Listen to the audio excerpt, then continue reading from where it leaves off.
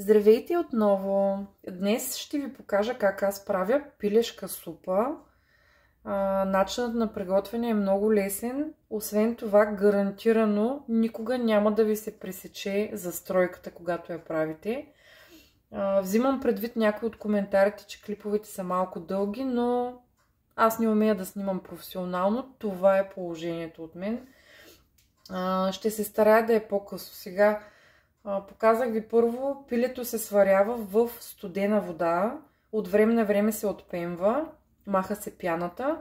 Аз лично приготвям пилешката супа с пилешки бутчета.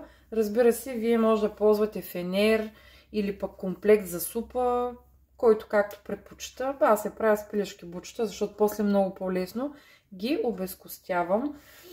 Сега сварихме бутчетата, изкарах ги от бульона да се охлажат, защото после трябва да ги обезкостим, да отделим месото. През това време прецеждам бульона.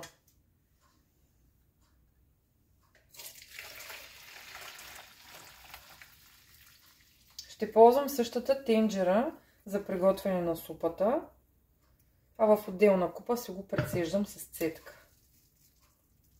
Бутчетата се варят до пълно сваряване, поне аз така го правя. И така, в супата аз не слагам картоф, единственото, което слагам е лук, морков и дръжки от магданоз, като вие може да си добавите и малко целина, просто аз в момента нямам.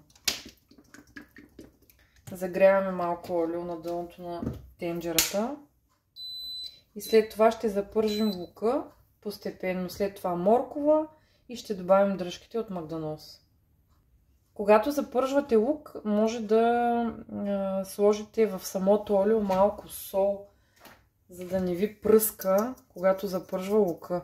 Особено както при мен всичко е замразено и го варя от фризера, получава се обикновено доста пръскане настрани от олиото и водата, която се съдържа в замразения зеленчук.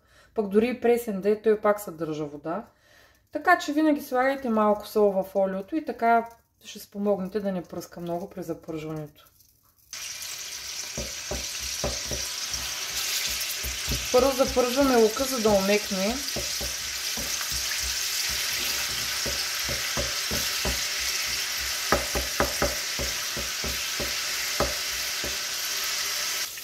Лукът ни се позапържи, добавяме морковите на стъргане на едро ренде. При мен е замразен, но вие може да си добавите точно един морков. Достатъчно ще ви бъде.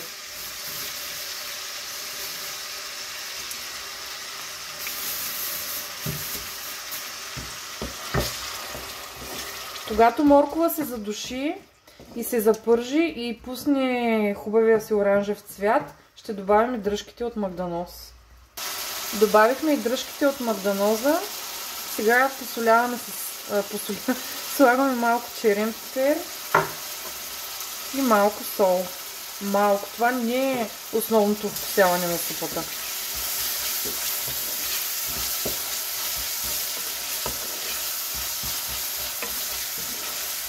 Така всичко вече е достатъчно задушено. И сега сипваме прецедения пилешки бульон, който още е горещ и няма да се бавим отново да завира.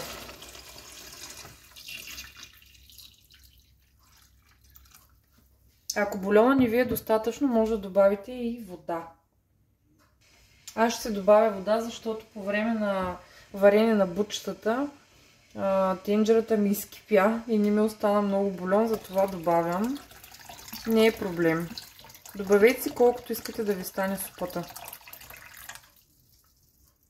Аз мисля, че това е достатъчно.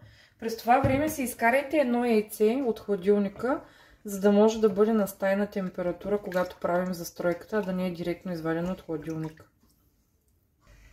Също така ви съветвам, докато чакаме да заври супата, бульона, т.е. с зеленчука, ако са ви изтинали бутчетата или месото, което сте варили, обезкостете си го, за да е готово.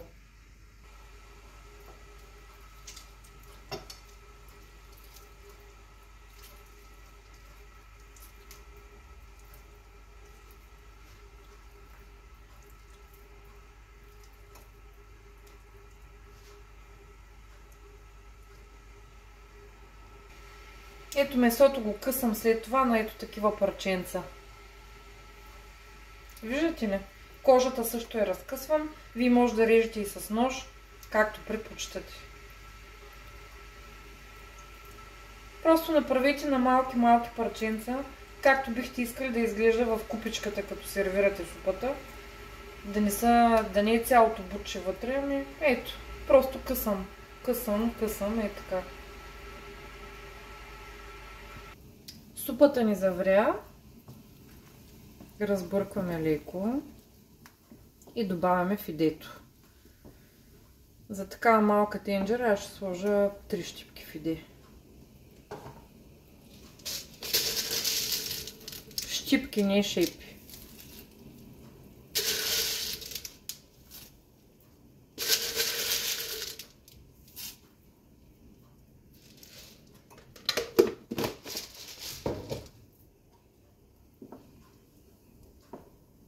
Има страхотен вкус бульона. Тоест цвят.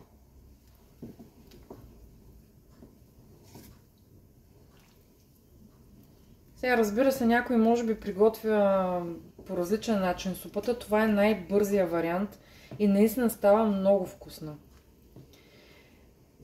Някои хора отделно не биха одобрили това, че се добавя вода, ако не стига бульона.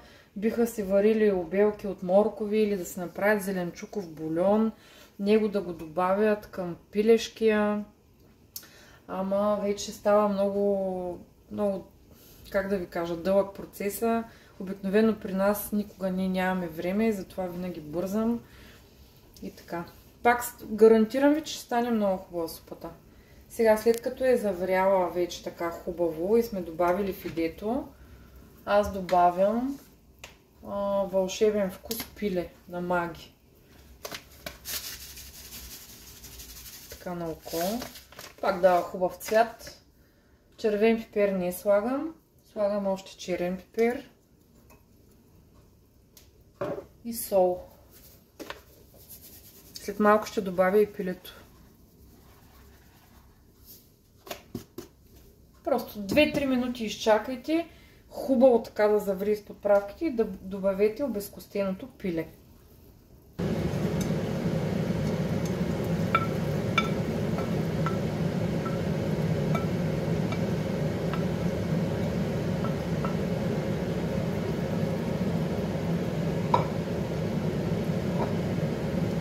Сега оставяме хубаво вече да се вари, докато и фидето се свари. В момента, в който фидето е сварено, супата ни е почти готова и трябва да направим застройка.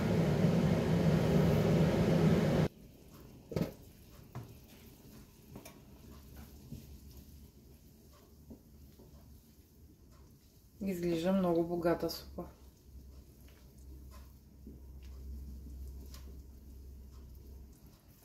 И така, супата ни вече е вряла около 10 до 15 минути. Получила е нужната гъстота, фидето е сварено, зеленчуците са сварени, умекнали. Станала е като една обща хубава смес. Сваляме от котлона и сега ще ви покажа как правя застройката. Едно яйце на стайна температура.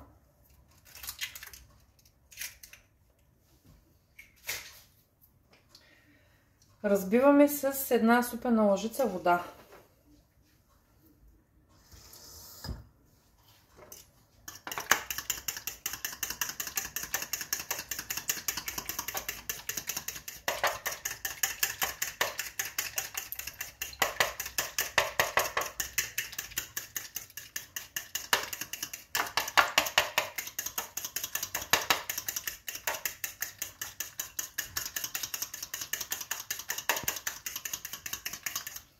След като сме разбили яйцето, към него добавяме половин чайна лъжичка лимон тузо.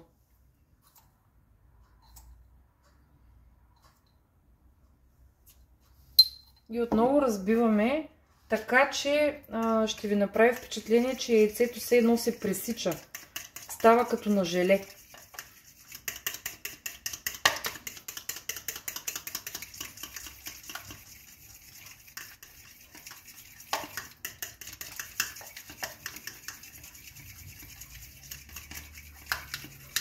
Сгъстява се самото яйце.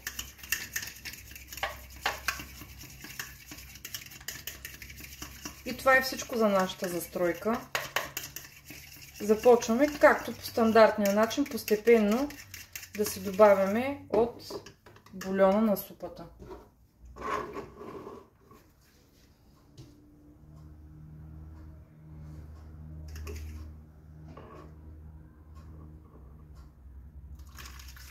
Бъркаме в една посока.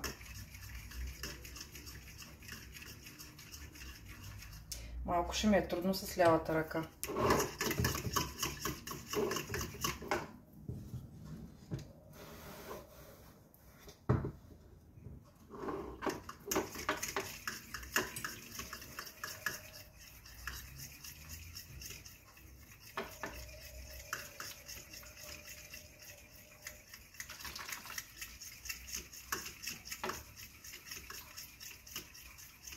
Не спираме да бъркаме.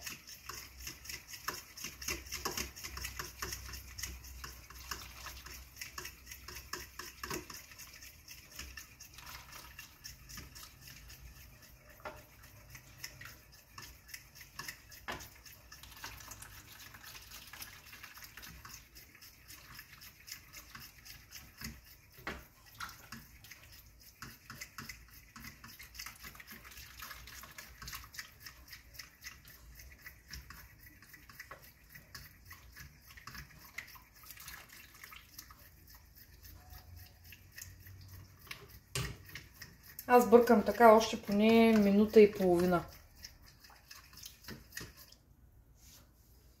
И сега вече е време да я добавим към супата. Отново ще бъркаме в една посока.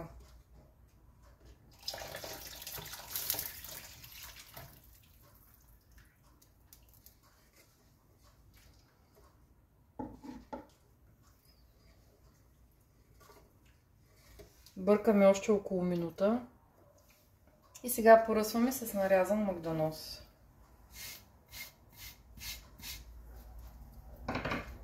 Отново разбъркваме.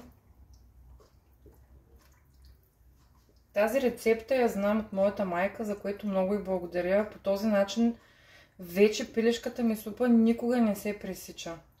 Когато започне да изстива леко, тя самата супичка започва да се сгъстява леко. И се получава много добре.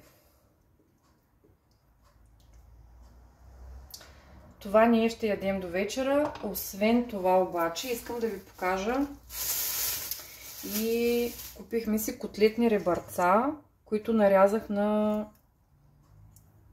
ето такива парчета. И маринадата, която съм използвала, е малко олио, черен и червен пипер, малко соев сос и 2 чайни лъжички горчица. Всичко това го смесих хубаво, намазах месото, поседява около половин час и ги мятате на скарата. Също така към нашата вечеря ще добавим и тази домашно приготвена от мен туршия. Тя е сладко-кисела, може би царска туршия или не точно, но един вид царска туршия. Като дойде време за правене на туршиите, ще ви дам рецепта, също е страхотна. При нея се вари маринатата, залива се и се затварят бурканите и се обръщат, т.е. няма варение на самите буркани. Ами това е. Пожелавам ви приятен апетит. Чао! Забравих да уточня нещо и правя един послепис във видеото. Докато супата не изстине, не слагайте капак отгоре. Не я затваряйте. Когато изстине, тогава може да го направите.